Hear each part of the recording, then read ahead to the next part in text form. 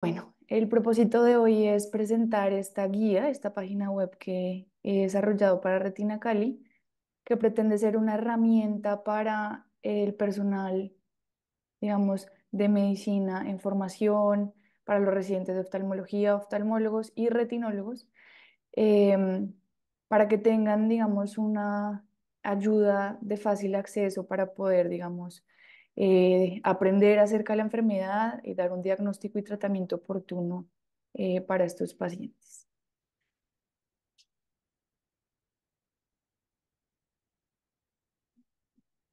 Muy bien, entonces, la retinopatía de la prematuridad es una alteración en la vasculogénesis y angiogénesis normal que se da en un paciente que debería estar inútero. Como dice el nombre de la enfermedad, se dan pacientes que han nacido pretérmino, que por definición es por debajo de la semana 37, aunque ya vamos a ver los factores de riesgo que están también ligados a esta edad gestacional un poco más temprana. Em, en la mayoría de los pacientes sigue un curso predecible de aparición, progresión y resolución de acuerdo a su edad gestacional.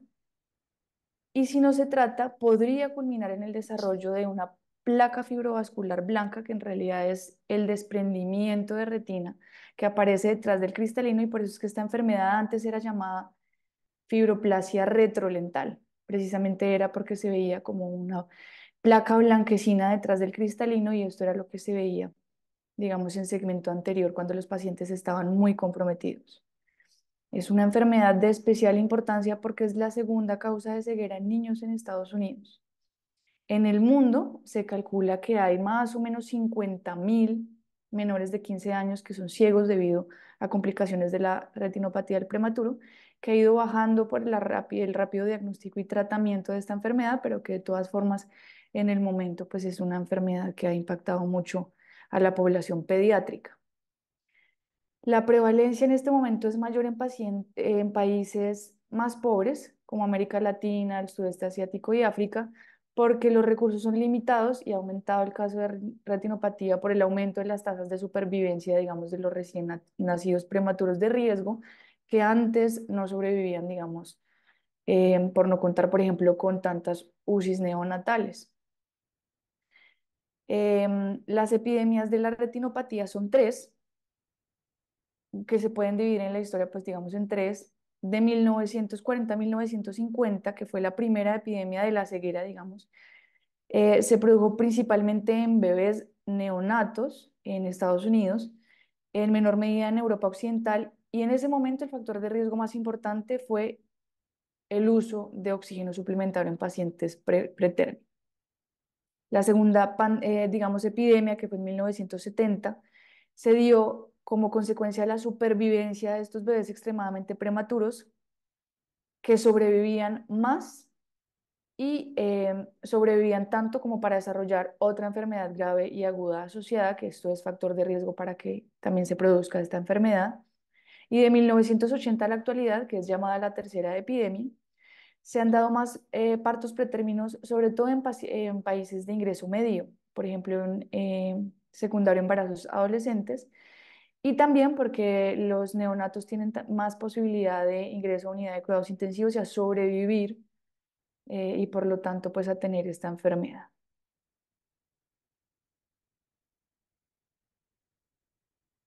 Muy bien. Para poder hablar del tratamiento y hablar de esta enfermedad, vamos a hablar de su fisiopatología, que es tan importante. Lo primero es hablar de cómo sería en una retina normal. La vascularización normal de la retina comienza más o menos alrededor de la semana 16 a 18 de la gestación. En este periodo, los vasos surgen del nervio óptico y crecen hacia la periferia. En este momento es independiente de agentes, digamos, de vasculogénesis como el VEGF y el oxígeno, y esto sucede más o menos hasta la semana 20. Es un crecimiento independiente. A la semana 20 hay una homeostasis, que debe haber un equilibrio entre el oxígeno y el VEGF, que en este momento es producto de los astrocitos, y ya se empieza a afectar por un desequilibrio si estos pacientes nacen a término. En un momento, digamos, en una retina normal, más o menos hacia la semana 32 a 36, se vasculariza totalmente la retina nasal y hasta la semana 40, en otros, digamos, otras fuentes bibliográficas diría que hasta la 46 se completa la vasculogénesis temporal. Por lo tanto, como habíamos hablado, un niño prematuro, sobre todo los prematuros por debajo de la semana 32, corre el riesgo de padecer retinopatía del prematuro. Si el paciente está ya viviendo su vida extrauterina de forma prematura, el ROP resulta de un crecimiento anormal de estos vasos retinales por interacciones que son muy complejas entre factores ambientales, como los niveles de oxígeno, la saturación, el estrés oxidativo secundario también, digamos, a este exceso de oxígeno, la luz y factores endógenos como el VEGF, el factor de crecimiento similar a la insulina, la hormona de crecimiento y otras moléculas de señalización neuronal. Para explicar mejor la fisiopatología se ha dividido en dos fases. Estas dos fases, que están en gran parte vinculadas a la fluctuación de oxígeno en la retina, se pueden dividir, pues, como las vamos a explicar ahora. Entonces, la primera fase, que es desde el nacimiento hasta aproximadamente la semana 31 de edad gestacional. Aquí hago un pequeño paréntesis, y es que para la retinopatía de la prematuridad es más importante la edad gestacional que la edad extrauterina, sobre todo para la fisiopatología, y ya vamos a ver para los factores de riesgo. En este momento, el paciente que ha nacido pretérmino por lo general está asociado a una displasia broncopulmonar porque ha nacido también inmaduro su sistema respiratorio. Entonces, estos pacientes están expuestos a oxígeno y existe una hiperoxia relativa, y en realidad es porque está en comparación con el entorno intrauterino típico en el que no habría, digamos, tanta disponibilidad de oxígeno. Esto provoca una menor demanda, digamos, de oxigenación de la retina, y esto produce una detención del crecimiento de los vasos sanguíneos retinianos. En este caso hay una disminución de los niveles del VEGF y del factor de crecimiento similar a la insulina, y esto produce, digamos, una detención en el crecimiento de los vasos sanguíneos. Pero luego sucede aproximadamente hacia la semana 32 y 34 de la edad gestacional esta segunda fase, en la que hay aumento de las demandas metabólicas de la retina, pero como no se produjo, digamos, esta vascularización normal, eh, por el crecimiento, digamos, la detención del crecimiento en la fase 1, se conduce a una hipoxia relativa. Esto produce que se aumente la producción retiniana de factores de crecimiento, no solamente el VEGF, sino también el de crecimiento similar a la insulina, como respuesta a la hipoxia que está experimentando la retina, y ya se empieza, digamos, a producir esta proliferación de vasos sanguíneos, pero que son anormales y desordenados, y ya este es lo que correspondería al aspecto clínico de la retinopatía del prematuro, que se vería ya en la oftalmoscopia, y que está pues directamente relacionado con la edad gestacional, como habíamos dicho, más que por su edad postnatal. Digamos que en la mayoría de pacientes el curso clínico podría ser muy predecible. Por lo general empezaría, digamos, como ya vamos a ver en los estadios, una formación de una línea, que es pues, digamos, esta barrera entre la retina vascular y la retina avascular, que finalmente se empieza a convertir en una cresta, ya empieza a tener, digamos, un grosor. em, y de esta cresta ya empieza a aparecer, digamos, esta fase de vasoproliferación hacia el vítreo. Eh, Esto produce unos vasos atípicos que sangran con facilidad, provocan hemorragias que también pueden inducir ya finalmente la contractura del vítreo, que está firmemente adherido en los bebés. Y no solamente esto, si no produjera sangrado, el hecho de que ya se produjera, digamos, una reversión de la enfermedad, este tejido fibrovascular genera también tracción, y esto puede conducir en etapas ya, digamos, muy tardías y catastróficas de la enfermedad, desprendimientos de retina parciales y totales. Ya vamos a hacer más énfasis en cómo es esto. El pronóstico, y sobre todo ahora que se ha hecho tanto énfasis en la prevención y tamización, es sobre todo en los pacientes que han sido diagnosticados cuando tienen retinopatía de la prematuridad perdón, en zona 3, tiene buen pronóstico, pero entre la zona sea más posterior, zona 1 y zona 2 posterior, ya mayor es el área de retina no perfundida y el pronóstico es más preocupante en estos pacientes. Entonces, en cuanto a los factores de riesgo y la prevención, los principales factores de riesgo ya sabemos que es la prematuridad. La prematuridad, como había mencionado, es el nacimiento en una semana inferior a la 37. Y ya vamos a ver que, como habíamos dicho, por la fisiopatología y el crecimiento de la vasculogénesis normal, por debajo de la semana 32, que no se ha vascularizado completamente la retina nasal, ya pues tienen mayor, digamos, riesgo de desarrollar esta enfermedad y, por supuesto, el bajo peso al nacer. ¿De dónde viene esto? Del estudio de Cryotherapy for Retinopathy of Prematurity, Cooperative Group, que nos vamos a referir a él como CryoROP de ahora en adelante, en el que se vio que el 66% de los pacientes con un peso inferior a 1.250 gramos presentaban esta enfermedad, 82% de los lactantes con un peso debajo pues, del kilo, de los 1.000 gramos, y la progresión de la retinopatía se produjo, pues que requirió tratamiento en el 10% de los pacientes que tenían un peso inferior a 1.250 y en el 50% de los lactantes con un peso inferior a 500 gramos. Es por esto que, pues, se debería tener en cuenta los 1.250, pero somos un poquito más estrictos y por lo general un paciente que ha nacido con un peso inferior a los 1.500 gramos ya se considera un paciente con alto riesgo para desarrollar la enfermedad si es asociado a prematuridad. Muy bien. Otros factores de riesgo, como ya sabemos, es el oxígeno suplementario. La suplementación y sobre todo la fluctuación del oxígeno es un factor de riesgo que se ha percibido inclusive, como ha mencionado, en las epidemias, digamos que se ha dado esta enfermedad.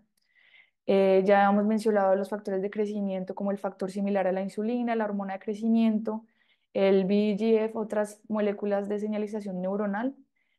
En la edad ya extrauterina, el crecimiento postnatal lento, los pacientes digamos que han nacido en una altitud sobre el nivel del mar incrementada, ya sabemos porque la FiO2 es un poco más baja y la hipoxia se hace más evidente.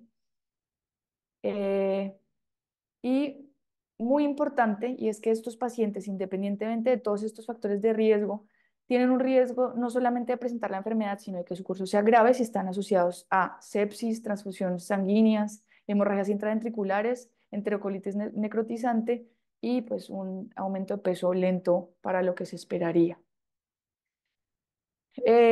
Como es tan catastrófica esta enfermedad, si no se trata y no se diagnostica, no solamente la tamización, como vamos a ver, sino la prevención es supremamente importante. ¿Cómo comenzamos con la prevención? Es con la prevención de la prematuridad. Por supuesto que hay casos en los que no se puede prevenir completamente, pero un cuidado prenatal y perinatal, sobre todo, por ejemplo, en los embarazos adolescentes, podría hacer que pues, se previniera estos nacimientos tan tempranos. La saturación de oxígeno es súper importante. Acá les muestro una campaña que hizo la Sociedad Colombiana de Oftalmología con la neonatología en Colombia y es usar el oxígeno con responsabilidad. Como había dicho, estos pacientes por lo general necesitan oxígeno por su displasia broncopulmonar, pero la saturación debería mantenerse entre los rangos de 88 y 94%. Sobre todo en la primera fase y ya cuando el paciente tiene diagnóstico se podría incrementar, digamos, de forma relativa y bajo pues un concepto médico y observación estrictas para satisfacer sobre todo en la fase 2 las crecientes demandas de oxígeno del lactante. Pero para prevenir, sobre todo para prevenir la fase 1 habría que limitar, digamos, estas saturaciones.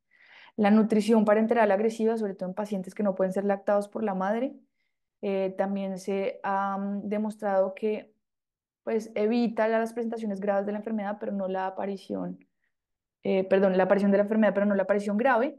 Y la suplementación con multivitamínicos, sobre todo vitamina A, vitamina E, inositol y lo más importante, la leche materna, pues juegan un papel menos importante, pero podrían ayudar a la prevención de esta enfermedad.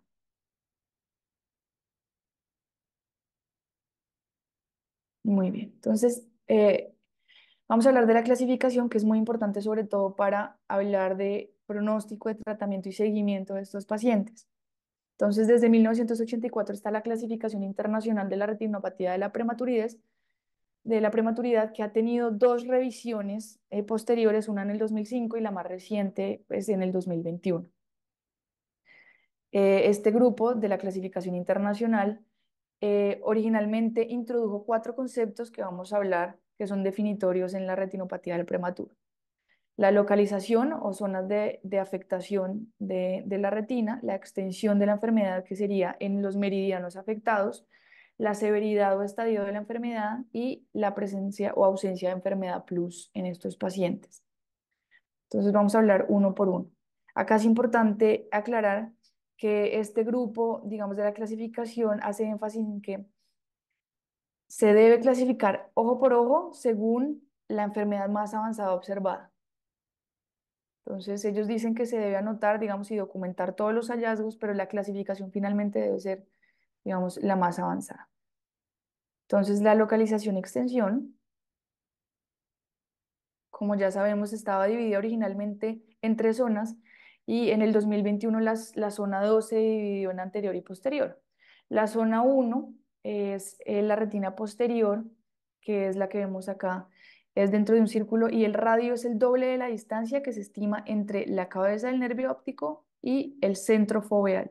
Entonces este doble de diámetro ya compone la zona 1, que es la más posterior. La zona 2 es un anillo centrado en el nervio óptico que se extiende desde la zona 1 hasta la hora serrata nasal. Esa sería la zona 2. Entonces, la referencia es la zona nasal. Como ya hemos hablado, el grupo de clasificación internacional lo dividió en dos, sobre todo para poder, digamos, definir un poco más la enfermedad posterior. eh, y dividió la zona 2 posterior y la zona 2 anterior.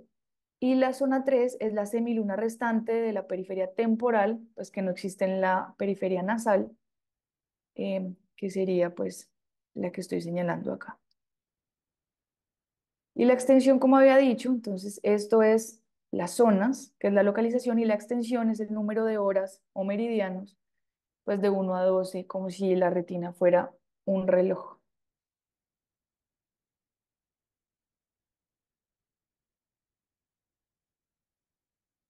Muy bien. Entonces, la severidad está dividida en realidad en 6 estadios, contando el estadio cero.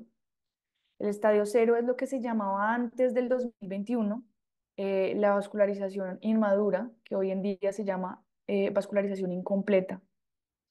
En este estadio, la vascularización retinal, que sí es inmadura, pero que ya no se usa este término, ya empieza a terminar de forma, digamos, con una desaparición eventual de los vasos retinianos, pero digamos que no hay una línea definida que demarque esto, pero que sí es evidente que hay una zona vascularizada y una zona que aún no está vascularizada. Ya luego el estadio uno aparece una línea de demarcación fina, blanca, entre la retina que se ha vascularizado y la retina avascular. Se puede ver, digamos, en estos casos, en donde empieza a aparecer la línea demarcatoria, ramificación o dilatación anormal de los vasos que llegan hasta allí. Luego está el estadio 2, en el que esta línea demarcatoria, que antes simplemente era una línea, se empieza a elevar, empieza a tener altura, anchura y volumen, y por eso es que se llama una cresta. Eh, en este caso, en el estadio 2 ya empiezan a aparecer unos mechoncitos, digamos, de tejido neovascular que se podrían ver como pues, digamos, unas lesiones blanquecinas que son llamadas popcorn, digamos, o crispetas de maíz que pueden aparecer por el posterior a la cresta. Y ya el estadio 3 es esta misma cresta, pero con proliferación fibrovascular extrarretiniana que ya está infiltrando el vítreo. Em, que ya en el estadio 4 ha producido desprendimiento de retina. Entonces ya vamos a ver que el estadio 4 se divide en dos. El estadio A, que es un desprendimiento de retina parcial, pero que no ha comprometido la zona foveal, y el estadio B, 4B, que es un desprendimiento de retina parcial, pero que ya ha comprometido el área foveal. Y por último, el estadio 5 que ya es un desprendimiento total de la retina, que se divide en tres. El primero es el desprendimiento total de la retina, pero es un embudo abierto en el que en la fundoscopia se puede ver digamos, el nervio óptico. Y el 5B en el que el desprendimiento es total, pero que ya, como vemos acá, ya se está cerrando el embudo y en realidad se podría, digamos, en esta imagen apreciar en dónde estaría, pero no se puede observar el nervio óptico. Esto ya es un embudo cerrado. Y el 5B, el 5C, perdón, que en realidad es la asociación de las anomalías del segmento anterior que acompañan normalmente el estadio 5B, como por ejemplo acá les pongo una robeosis iris en estos pacientes.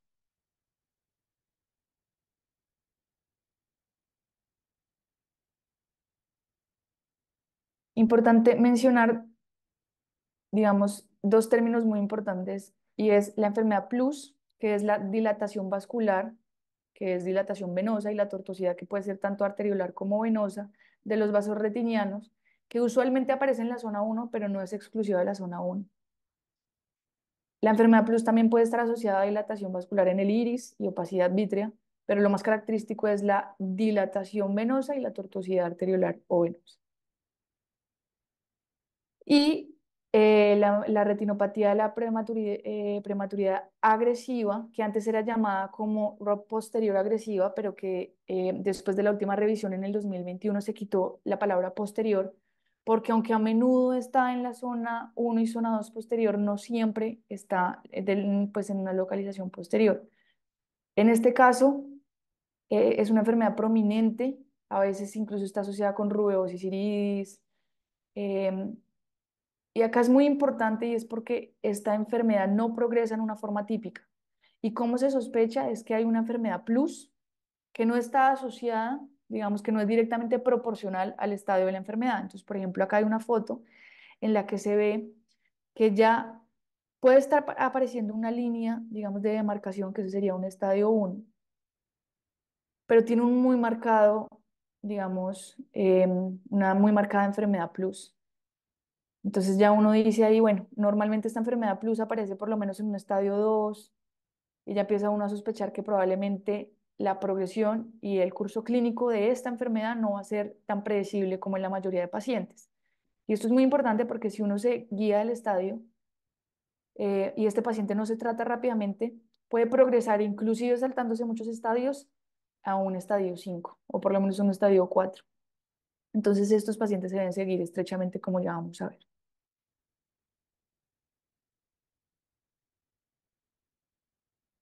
También es importante hablar de estos dos términos, que son el umbral y el preumbral. El término umbral nació del estudio CRIOROP y era para definir una enfermedad en la que tenía las mismas probabilidades de que se regresara espontáneamente o de que progresara un resultado desfavorable. Esto se definió como una neovascularización extrarretiniana, estadio 3 de la enfermedad, o que tuviera 5 horas, digamos 5 meridianos continuos, o si no eran continuos, que se sumaran, digamos, 8 horas afectadas. Vasos retinianos que terminaran en la zona 1 o zona 2 y la presencia de enfermedad plus. Pero luego apareció el estudio de Early Treatment for Retinopathy of Prematurity, que es el ETROP, y ya se dieron cuenta que intervenir estos pacientes más tempranamente tenía desenlaces más favorables para los pacientes. Entonces, el preumbral se divide en dos, el ROP tipo 1, que es el que en la práctica actual es el punto en el que se está indicado el tratamiento, que es una retinopatía prematuro de alto riesgo, y el ROP tipo 2, que es retinopatía prematuro de bajo riesgo, que se debe observar más estrechamente, pero no necesita tratamiento inmediato. Entonces, el ROP tipo 1 es todo lo que está en zona 1 sin enfermedad plus, porque ya vamos a hablar que la enfermedad plus, perdón, en la zona 1 en cualquier estadio con enfermedad plus, o estadio 3 sin enfermedad plus, y la zona 2 con estadios 2 o 3 o con enfermedad plus. Estos yo les hice acá, digamos, un esquemita inspirado en lo que la doctora Zuluaga hace para el seguimiento, para que sepan que todo lo que está en azul necesita tratamiento.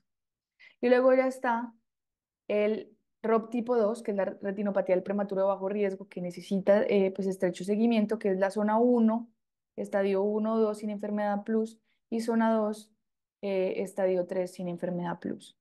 Y acá lo pongo también, ya lo vamos a asociar un poco a la tamización y el seguimiento, pero pues lo dejo acá para que les quede, digamos, un esquema más visual.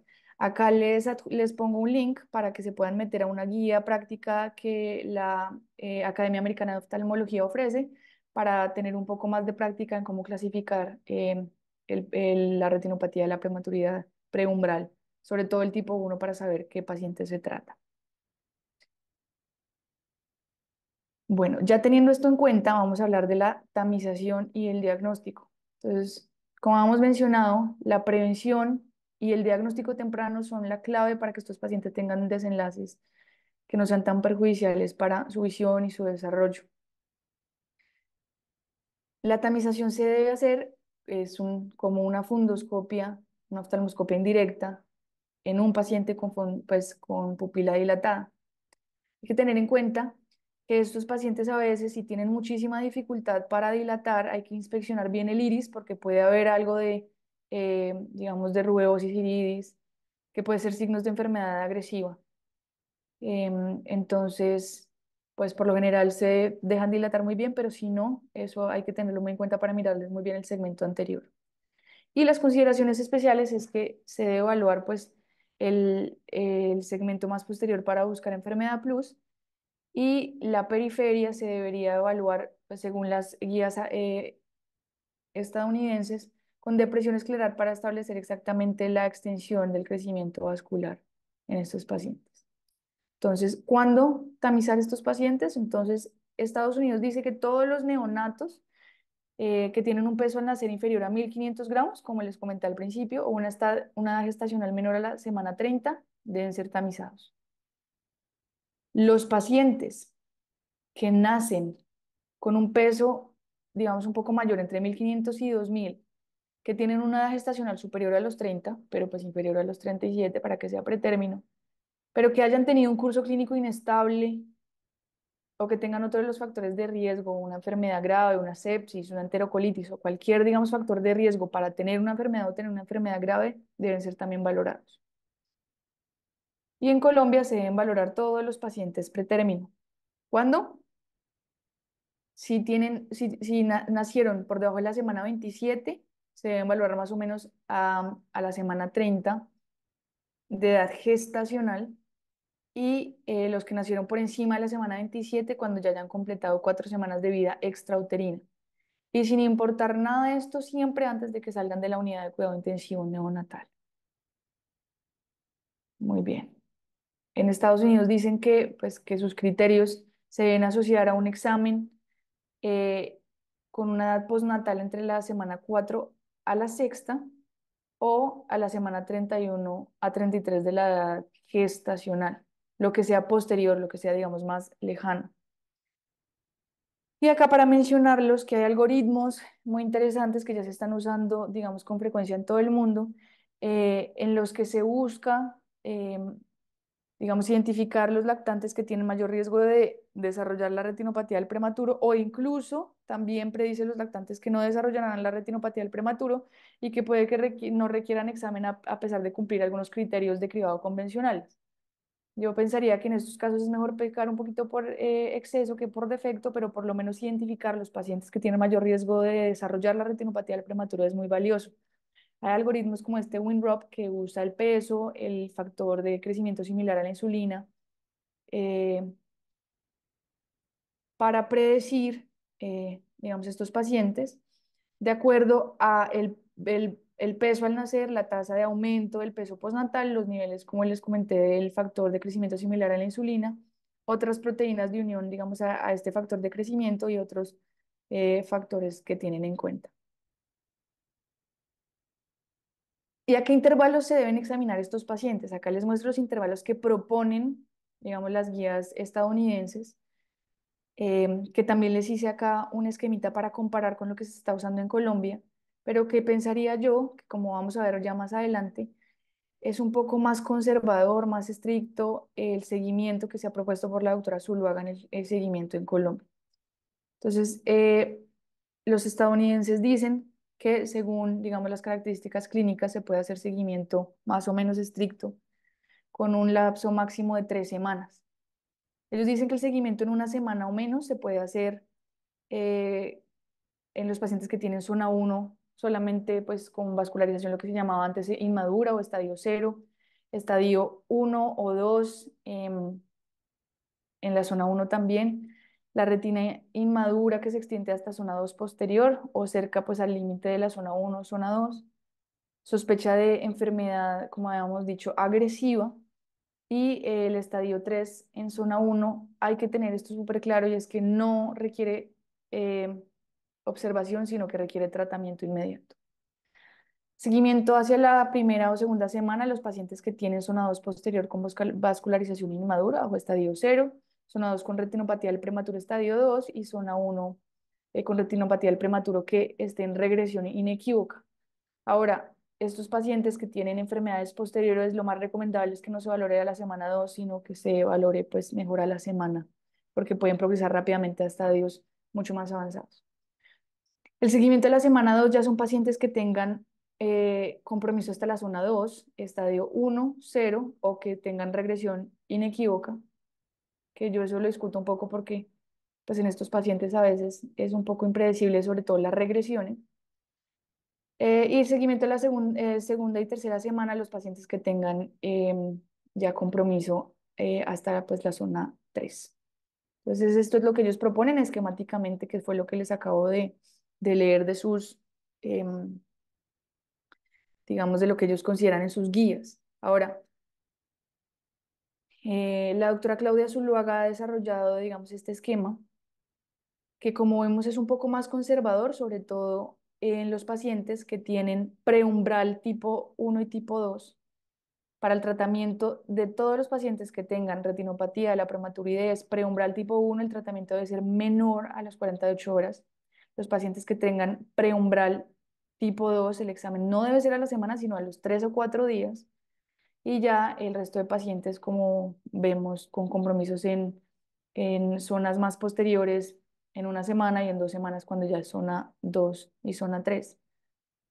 Acá quiero hacer énfasis que la zona 3 que habitualmente no estaba pues, incluida en los pacientes definidos como preumbral tipo uno tipo 2, ya en estos casos la doctora Zuluaga los ha incluido para tratamiento y para, digamos, valoración muy estrecha, em, que es un poco más conservador y para prevenir, digamos, desenlaces más agresivos en estos pacientes. Acá les pongo un soplete otra vez de lo que es preumbral y vemos que lo que habitualmente pues, se había definido como preumbral tipo uno no incluía la zona 3 y lo preumbral tipo 2 tampoco, pero que la doctora los ha incluido acá tanto para el tratamiento como para pues, el examen en el día 3 o día 4, pues después de haberlo diagnosticado.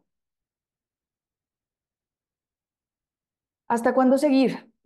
Hasta que se cumpla alguno de los siguientes criterios. Y es importante, ya vamos a hablar el seguimiento de acuerdo al tratamiento, porque como vamos a ver, los pacientes que son tratados con antiangiogénicos requieren unos criterios un poco más digamos, estrictos para dejar de seguir estos pacientes. Entonces, digamos, uno de los criterios más importantes es la vascularización completa de la retina. Ya cuando el paciente ha vascularizado completamente su zona 3, es decir, su periferia temporal está completamente ya vascularizada, ya uno puede estar tranquilo y dejar de seguir estos pacientes tan frecuentemente, aunque es importante decir que un paciente que ha tenido este diagnóstico tiene por lo menos seguimientos anuales, entonces esto es como un decir, como cuando se deja de seguir tan estrechamente, más bien. La vascularización retiniana de la zona 3 ya alcanzada, sin que se haya completado en pacientes que hayan sido diagnosticados con zona previa uno o 2, no deben tener en cuenta este criterio. Es decir, si la enfermedad en el momento del diagnóstico ha sido muy posterior, no se debe dejar de seguir cuando ya alcance la zona 3, sino hasta que sea completamente vascularizada. En los pacientes que ya han sido diagnosticados cuando estaban en zona 2 o zona 3, ya cuando se alcanza la zona 3 podrían dejar de tener seguimiento tan estricto. Los pacientes que ya hayan cumplido una edad postmenstrual o la edad gestacional más de 45 semanas y que no tengan diagnóstico de retinopatía de la prematuridad preumbral tipo uno o más grave, ya se pueden dejar de seguir también. Y en los pacientes que tengan una edad gestacional de al menos 65 semanas, en los que el medicamento intravitro anti-VEGF causaron una regresión, se deberían seguir viendo, como ya había dicho, porque estos pacientes se ha visto que pueden tener recurrencias muy tardías pues, de la retinopatía de la prematuridad proliferativa. Entonces eso se debe mirar muy cautamente, incluso ya vamos a ver qué se prefiere cuando ya se han vascularizado completamente. Y los pacientes que tengan regresión, aunque, como digo yo creo que es preferible mirar porque muchas veces estos pacientes aparentan tener regresión y luego se reactivan. Entonces es mejor hacerle seguimiento hasta que se cumplan por lo menos los primeros criterios. Muy bien, entonces el tratamiento está dividido en tres. La ablación y el tratamiento antiangiogénico son más para prevenir que la enfermedad progrese a estadios más avanzados. Y ya vamos a ver que la vitrectomía y el cerclaje escleral ya es en pacientes que tienen estadios 4 y 5 de la enfermedad, que en realidad ya no tienen tan buen pronóstico visual. Entonces vamos a hablar uno por uno. La ablación fue el primer tratamiento que apareció, digamos, en la historia de la retinopatía de la prematuridad con los estudios entonces Crio-Rop, que en 1987 hizo este estudio multicéntrico y mostró que cuando estos pacientes eran llevados a ablación de la retina vascular, aproximadamente la mitad ya no tenían los enlaces, digamos, tan desfavorables, pues de lo que se veía antes. Ahora, es importante aclarar que una cuarta parte de estos pacientes, incluso después del seguimiento, ya seguían experimentando resultados desfavorables, aunque más posteriores con ese tratamiento. Y en este caso se identificó que los pacientes que han sido diagnosticados con enfermedad posterior tenían peores resultados. Ya a finales de los años 80 apareció también unidades de láser de mesa acoplados al oftalmoscopio indirecto y ya empezó pues, a aparecer el láser en el panorama. Y ya en el estudio del 2002 de LETROP, que ya hemos visto que era el tratamiento temprano, ya se hizo el estudio en el que se asignó aleatoriamente un ojo al tratamiento con fotocoagulación precoz láser y se usó el control con el tratamiento con crioterapia. Digamos que en ese momento era el tratamiento que ha sido más prometedor. En este caso se determinó que los pacientes que tenían retinopatía de la prematuridad preumbral de alto riesgo, que eran tratados de forma precoz, em, ya tenían, digamos, desenlaces menos desfavorables. Entonces, por eso es que este estudio es tan importante porque determinó que el tratamiento debía ser un poquito más temprano. Y acá se determinó, bueno, acá los ojos que tenían diagnóstico de preumbral tipo uno y tipo 2 digamos que tenían resultados muy similares pues, a los modelos que ellos habían predecido. eh, y determinaron, acá fue cuando, pues digamos que se dieron los parámetros del preumbral tipo uno que debía ser tratado, que eso ya lo expliqué. Y en este caso usaron estos criterios para decir cuándo los pacientes debían ser tratados con láser en la retina periférica. em, y también definieron los tipo 2 que podían controlarse en intervalos más cortos y ya cuando el tipo 2 evolucionara a un tipo 1 ya se trataba, digamos, con láser la retina periférica. Entonces, estos fueron los estudios que dieron, digamos, la evidencia para iniciar el tratamiento. El láser que se debe usar, o bueno, más bien la ablación que se debe usar es el láser en lugar de la crioablación porque tiene menor morbilidad y está pues relacionada con el tratamiento, menor inflamación, eh, pues menores complicaciones. En cuanto a la ablación láser, se preferiría un láser diodo rojo de una longitud de onda de 810 nanómetros, porque de estos láseres la energía no es absorbida por los vasos prominentes del iris o si en estos pacientes que son tan prematuros muchas veces tienen su túnica vasculosa lentes persistente. El patrón de tratamiento convencional se describe como casi confluente, muy pegados con las quemaduras con una distancia entre la mitad o un ancho de quemadura. Se debe comenzar en la cresta y proceder anteriormente hacia la retina vascular 360 grados y tratar toda la retina vascular. Hay que tener en cuenta acá que en los meridianos horizontales debe hacerse un patrón un poco más ligero y esto con el fin de evitar daños a los vasos y nervios ciliares largos porque esto puede producir una isquemia grave del segmento anterior en estos pacientes. Y pues para mencionar, en las instituciones en donde no hay láser, pues esta técnica se debe seguir usando. Hay que tener en cuenta que estos pacientes pueden pues, presentar paradas respiratorias y cardiorrespiratorias hasta un 5% pues, de estos pacientes deben estar acompañados siempre pues, de una monitorización sistémica, de un buen neonatólogo o de un anestesiólogo pediatra, porque estos pacientes pueden hacer paradas respiratorias y cardiorrespiratorias. Para minimizar este estrés y este riesgo en estos lactantes, se ha sugerido que siempre que se haga crioablación, el paciente debe pues, tener analgesia sistémica, tanto así que muchos neonatólogos prefieren hacerlo bajo anestesia general en quirófano.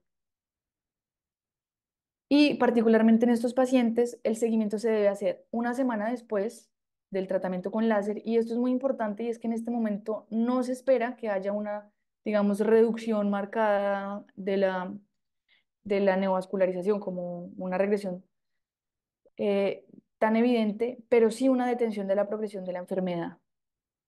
En este momento, lo más importante es que no haya empeorado y no que se regrese, digamos, la neovascularización, mientras que en el control del mes de la terapia láser ya se espera que haya una mejora evidente, incluso hasta una regresión completa, digamos, de la enfermedad en estos pacientes.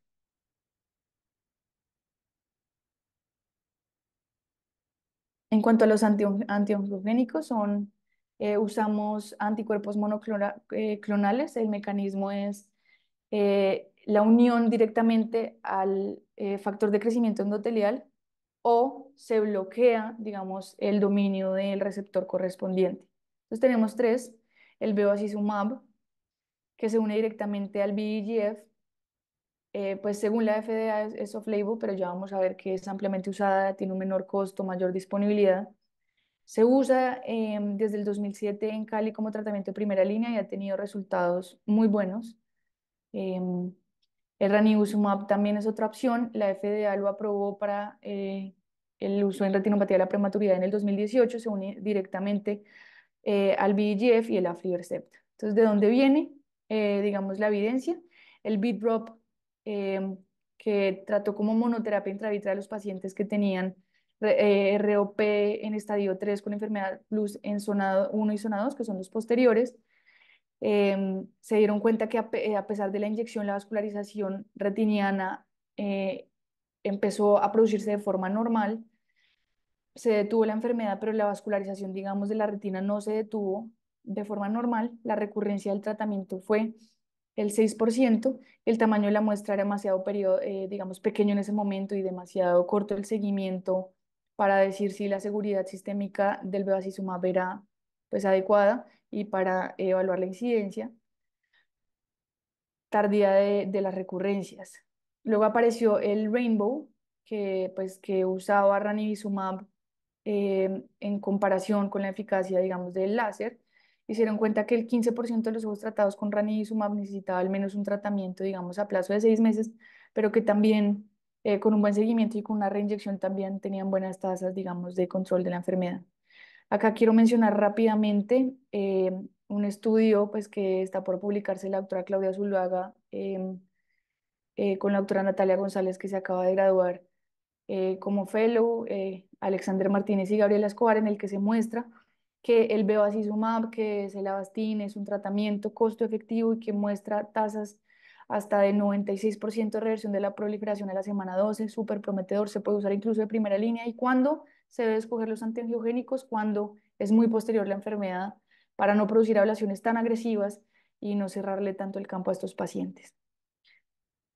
La técnica se puede hacer en UCI neonatal, importante que tenga anestesia, que se haya puesto yodopovidona, se pone el espéculo estéril y ya se sabe acá que el punto debe estar más o menos a 1,5 milímetros de limbo, la dirección debe ser muy paralela al eje visual para no comprometer el cristalino en estos lactantes, y se pone un volumen más o menos de 0,03 mililitros, 0,02, y del bevacizumab, que es digamos, el que preferimos, 0,5 miligramos. Riesgos ya sabemos: hipertensión, cataratas, endoftalmitis, hemorragias y desprendimientos de retina. Acá les dejo un video de cómo se hace.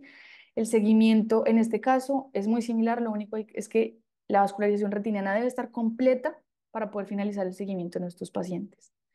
Son muy seguros. El Bit-Drop y el Rainbow, pues como no tiene tratamiento, pues digamos seguimiento a largo plazo, no pueden hablar de esto, pero la seguridad sistémica ya se ha demostrado, digamos, con el estudio de las doctoras que es muy buena.